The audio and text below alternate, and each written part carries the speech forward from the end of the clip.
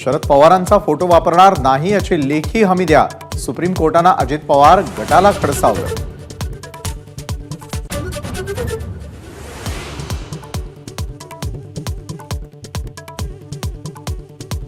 देशात लोकसभा आणि विधानसभा निवडणुका एकत्र घ्या. रामनाथ कोविंद समितीची राष्ट्रपतींकडे शिफारस. 2029 साठी सरकार काय निर्णय घेतं याकडे लक्ष.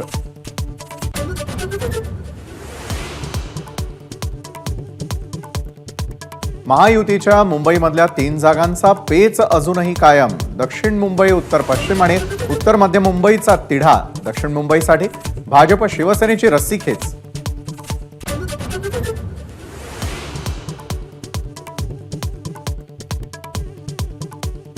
भाजप आणि शिवसेना मनसेसाठी 1 ते 2 जागा सोडण्यास तयार.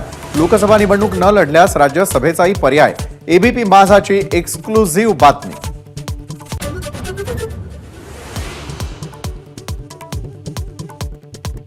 लोकसभा निवडणुकीमध्ये बीडमध्ये धनंजय मुंडे मदत करतील, तशीच परळीमध्ये आम्ही त्यांना करू. पंकजा मुंडेंचं वक्तव्य. उमेदवारी मिळाल्यावर फडणवीसांकडूनही अभिनंदन. पंकजांचं वक्तव्य.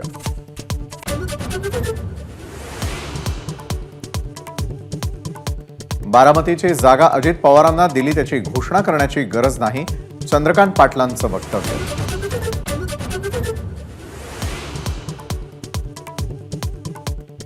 आचारसंहिता उद्यापासून लागू होईल. अजित पवारांचं प्रचार सभेत वक्तव्य. सुनेत्रा पवारांच्या उमेदवारीचा निर्णय सर्व जागा जाहीर झाल्यानंतरच घेणार.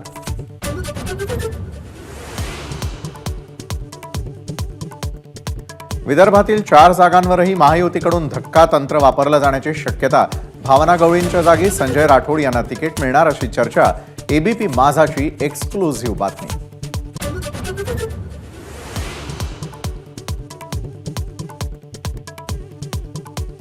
निलेश लंकेंनी चुकीची भूमिका घेऊ नये, अन्यथा लंके यांना आमदारकी सोडावी लागेल.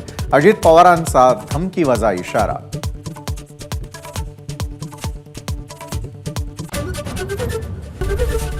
एबीपी माझा, उघडा डोळे बघा नीट.